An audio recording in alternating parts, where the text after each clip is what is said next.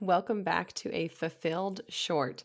So, these are going to be little riffs or episodes where something comes up and I just want to share it with you. It's not going to be full and formal and scripted, but it's going to be me saying, "Hey, I heard something that might resonate with you. I want to break down common phrases. I want to talk about wording and mindset and the things that we're saying every day to ourselves and to each other that I want to systematically dismantle just by bringing them to your attention." So, what I want to talk about today is slow and steady wins the race. This is a phrase that I think that we often hear, whether it comes from kids being persistent and slow and kind of pacing yourself in a little 5K that you're running, or whether it's with investing. Slow and steady wins the race. The market is down right now. Just keep investing, just keep dollar cost averaging as your money is going into the market. Slow and steady wins the race. Get rich quick is rarely get rich quick, in fact. And the what I wanted to break down is there's two pieces to this phrase. So there's slow and steady and wins the race. So let's start with the second half first. So wins the race. Wins what race? What are you racing to? And who are you racing with? So if you're racing against yourself or your skills or abilities, if you're racing with your spouse and your kids, with your colleagues towards a goal that is passionate and worthwhile and something that you deeply believe in, yes, race towards that finish line. But if you're racing against strangers or people who live in your neighborhood or someone who works in your department, and the finish line of the race might not be somewhere you want to go. It might be what you thought success looked like before you got here. It might be the way that you thought your life would look like instead of what you thought it was going to feel like. So, if you are in fact in a race, are you consciously running that race? Are you headed on purpose towards an intentional destination? Or did you just see everyone else running and suddenly you're running too and you're not even sure where you're headed?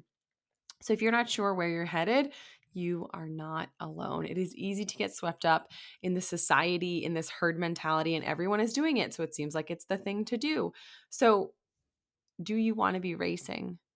Or can you slow down your pace and be more intentional?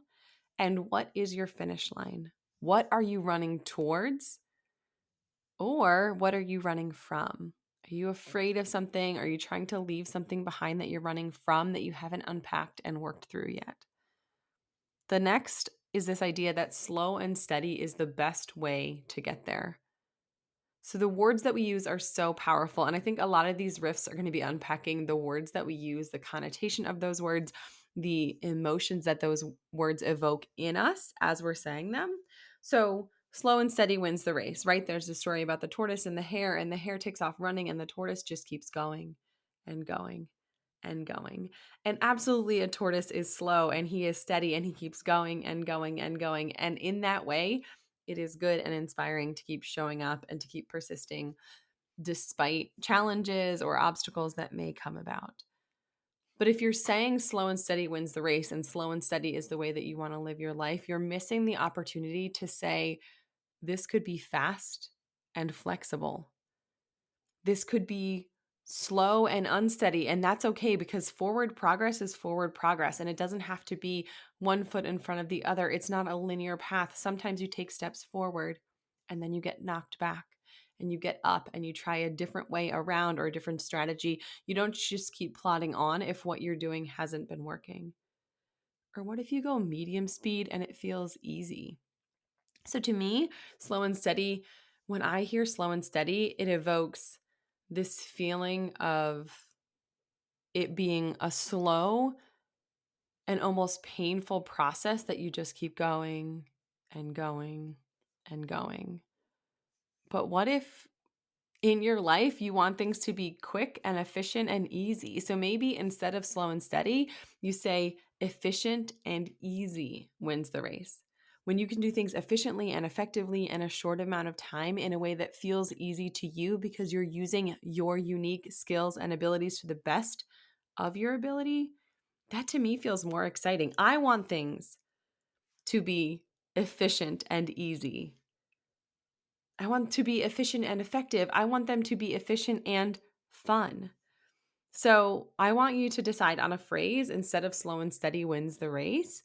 Blank and blank wins the blank, right? So maybe it's efficient and effective wins the day, or slow and intentional wins the race. So I want you to tag me on Instagram or direct message me or email me info@fulfilledasamom.com and tell me what your new phrase is. Blank and blank wins the blank. And what are you going to embody and what are you going to lean into? And what are you racing to or walking towards? And is that the direction that you want to be going in your life? Life is so busy that sometimes we forget to pause and make sure that where we're going is, in fact, where we want to go. As you're coming up with this phrase, you, my friend, have a unique set of skills and abilities that can be leveraged to make this phrase as specific to you as possible. So, if you are interested in discovering what type of PA you are, head on over to tracybingaman.com/type. I made this super fun quiz. Takes 60 seconds to do. You plug in your answers. There's lots of emojis. It's really actually quite fun to take. And what it's going to give you at the end of the quiz is your PA personality catchphrase. So, what kind of a PA are you? What is the thing that you are saying?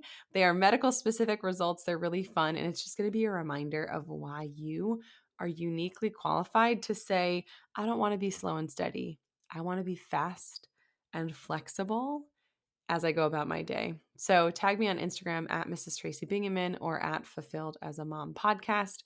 Head to tracybingaman.com/type to discover what type of PA you are. And I will catch you next time on Fulfilled as a Mom.